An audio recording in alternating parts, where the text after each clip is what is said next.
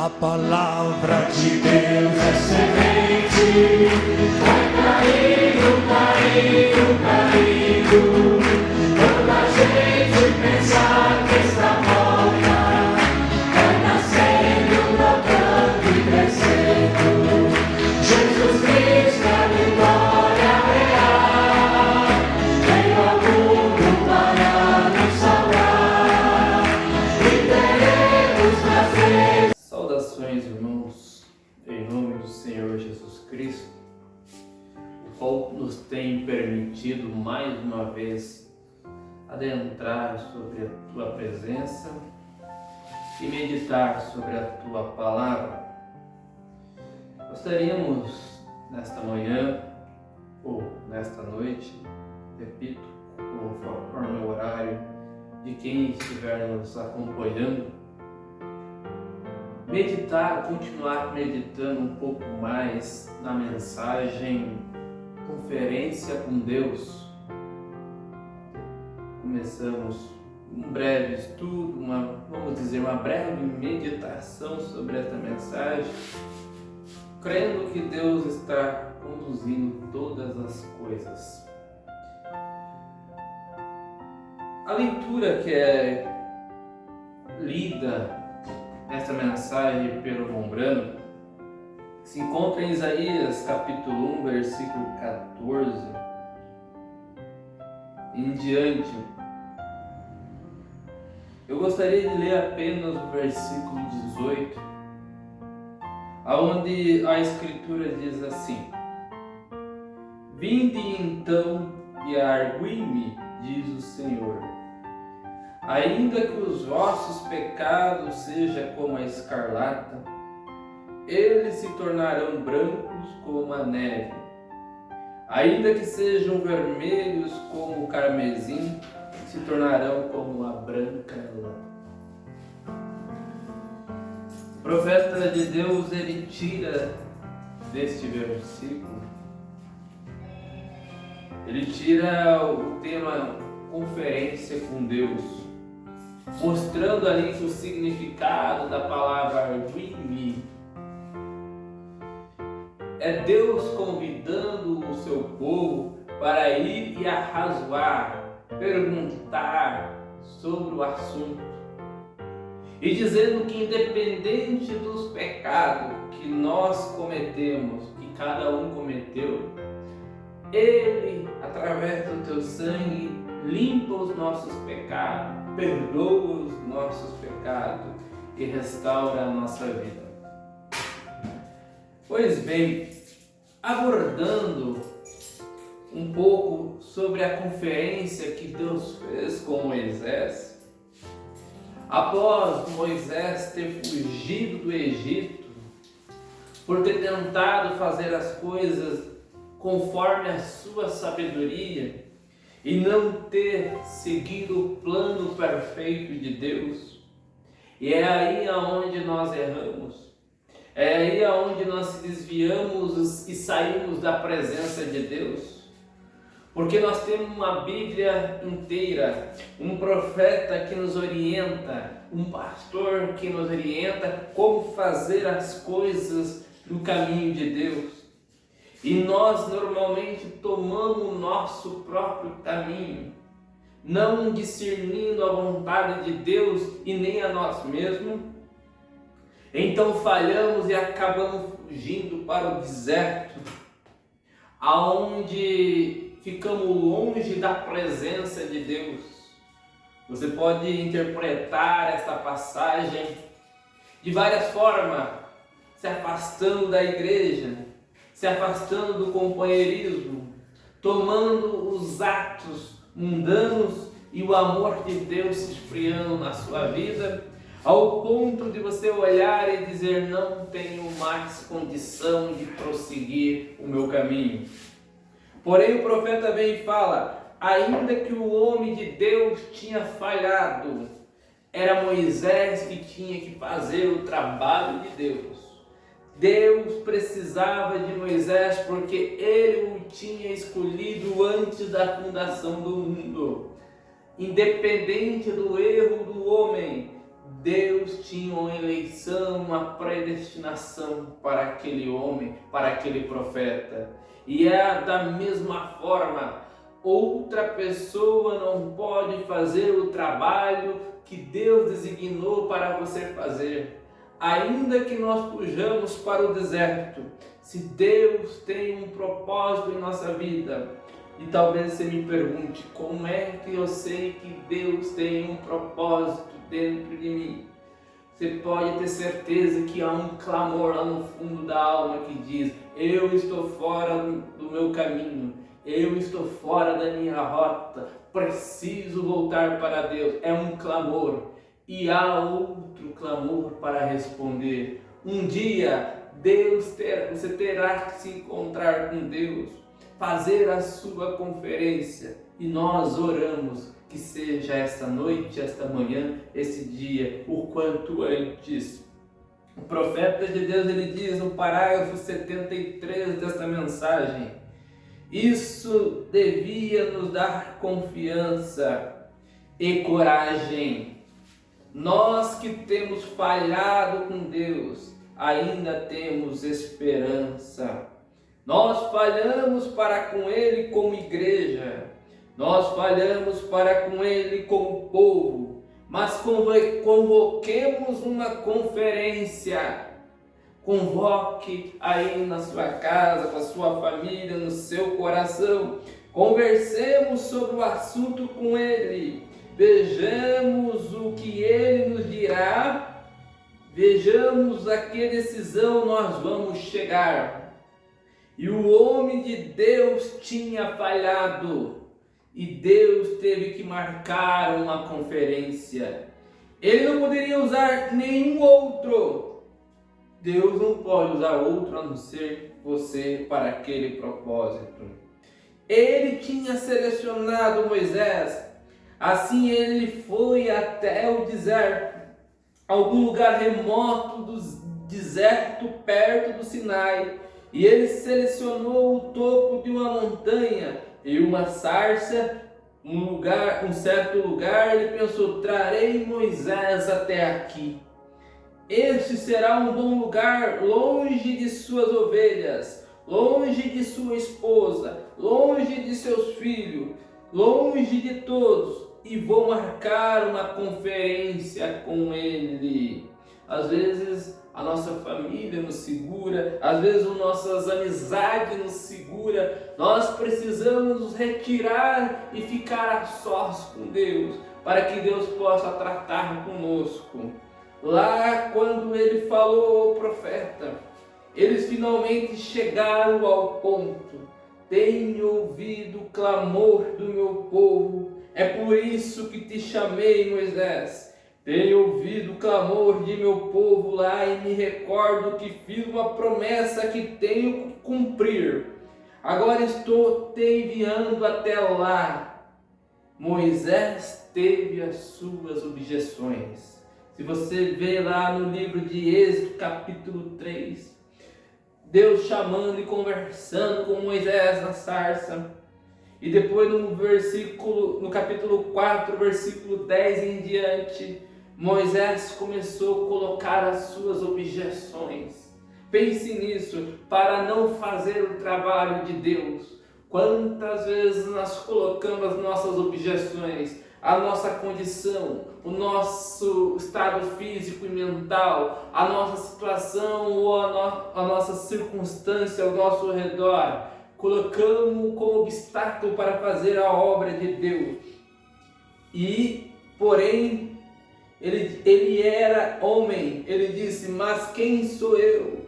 Eu não consigo falar. E eu fico imaginando como nós nos colocaríamos numa situação dessa. Um homem que foi criado segundo as leis do Egito, sendo o sucessor do próximo faraó, o qual conhecia toda a ciência que havia. Chegou a um estado 40 anos depois, Deus tinha o esvaziado no deserto. Ele não sabia mais nem falar, não tinha nem capacidade para isso. Então, nesta conferência, Êxodo capítulo 4, versículo 11, Deus veio falar para ele e disse: Moisés, quem fez a boca do homem? Quem fez o homem falar? Deus não estava requisitando a capacidade de Moisés. Deus não estava requisitando a inteligência de Moisés, porque Moisés tentou isso de primeira vez. Nós estamos nas situações difíceis porque tentamos usar a nossa capacidade. Mas nesta conferência Deus mostrou para ele que Deus não estava pedindo a capacidade de Moisés para que ele fosse libertar seu povo. Ele diz: quem é que fez a boca do homem? Quem é que fez o homem falar? Quem fez o surdo? Quem fez o mudo? E Moisés ainda reclamou, ele queria ver a glória de Deus. Lembre-se, irmão, Deus não quer saber da nossa capacidade. Deus quer que nós abaixemos a guarda para Ele, para não resisti-lo. Você levanta a sua guarda para o inimigo, mas para Deus você se rende. É ali que, se você pegar 2 Coríntios capítulo 3, versículo 5, ali o apóstolo São Paulo vem falar: nossa capacidade vem de Deus. A única maneira de você sair deste atoleiro, a única maneira de você sair dessa circunstância é deixando Deus te capacitar. Ali, não que sejamos capazes por nós de pensar alguma coisa como de nós mesmos, mas a nossa capacidade vem de Deus. E Deus estava mostrando era isso para Moisés: eu te capacito. Ele queria ver a glória de Deus. E ele disse: Moisés, se você deseja saber quem eu sou um Deus operador de milagre. E isso deveria ser o suficiente para cada pessoa hoje se comprometer e voltar-se para Deus. Lance a sua vara na terra. E ela se transformou em uma serpente. Então ele disse: meto a sua mão no seio, e atirou, e estava leprosa. E quando ele a colocou de volta e atirou, ela estava curada. Disse: você sabe quem eu sou, Moisés? Eu sou o Deus que realiza milagres. Eu sou o Deus que cura os enfermos e os aflitos. Eu sou o Jeová Deus. E a Bíblia diz: Jesus Cristo é o mesmo ontem, hoje e eternamente. Esta era a mesma luz que derrubou Paulo do caminho. E quando Paulo perguntou: quem és tu, Senhor? A voz disse: eu sou Jesus. Foi por isso que Jesus falou para aqueles fariseus: vim de Deus e volto para Deus. A mesma coluna de fogo que se encontrou com Moisés lá na sarça ardente, ela chegou e falou diante daqueles fariseus. A mesma coluna que falou para Moisés: eu sou, lhe enviou. Jesus olhou para os fariseus e disse: antes de Abraão eu sou, mostrando que era o mesmo Deus. Moisés disse: eu vejo tua glória. Uma coisa mais eu quero saber antes que esta conferência seja encerrada. Quem direi a Faraó que me enviou? Ele disse: diga-lhe que eu sou, te enviou. Não eu fui, não eu serei, mas eternamente presente. O mesmo ontem e eu eternamente. Eu sou o tempo presente. Agora isso inclui o futuro, o presente e o passado. Eu sou. E eu sou, enviou. Eu sou, enviou. Agora, o profeta de Deus vem e diz e mostra que quando Moisés entrou naquela terra sob esse chamado, usando ali Arão como seu profeta e ele sendo por Deus de Abraão, de Arão, foi isso que Deus disse: Arão será o seu profeta e você será por Deus, será ele por Deus. Operou todos os milagres no dia da saída do Egito. Ali, quando Deus mandou eles aplicar o sinal sangue, ele usou um ramo de isopo. Eu não sei se é assim que se pronuncia, isopo, mas é uma erva daninha. O sangue representava o sangue de Deus. Mas o isopo é uma erva daninha que era encontrada em qualquer lugar. Isso era para ser usado para passar o sinal das portas. Preste atenção nisso. E o profeta vem e diz assim: aquilo estava significando, estava tendo um significado que aquele isopo era a fé. Era algo simples de se aplicar. As ervas daninhas representam fé, apenas fé em Deus. Você não tem que ir a mais nenhum lugar. Apenas tome a fé, como aquele galinho de erva daninha, de Deus, e aplique o sangue ao seu coração. Se você está em uma situação desesperada e não sabe como voltar, apenas pegue a sua fé e aplique o sangue de Jesus ali. Diga: eu estou separado das coisas do mundo, porque pela fé eu aplico o sangue ao meu coração. Nunca deixarei a dúvida me golpear novamente, porque vou me proteger aplicando o sangue de Jesus pela fé sobre minha porta, e nenhum inimigo entrará. Nunca mais vou descrer da palavra de Deus. Isso é o quanto isto é simples. E ele estando em sua marcha, o profeta de Deus vem e diz ali que outro obstáculo o parou. Talvez quantas vezes nós começamos a caminhada ou um propósito e nós paramos, e ali tinha um mar, e ao invés de avançar, eles tiveram que parar. E o profeta fala: toda vez que você para, o inimigo está logo atrás. Foi Israel parar e começou-se a ouvir o barulho das rodas dos carros de Faraó. O barulho do inimigo. Isso mostra, amigo, que até mesmo hoje na marcha para a terra prometida, o inimigo está a uma distância de apenas 1 ou 2 saltos atrás de nós.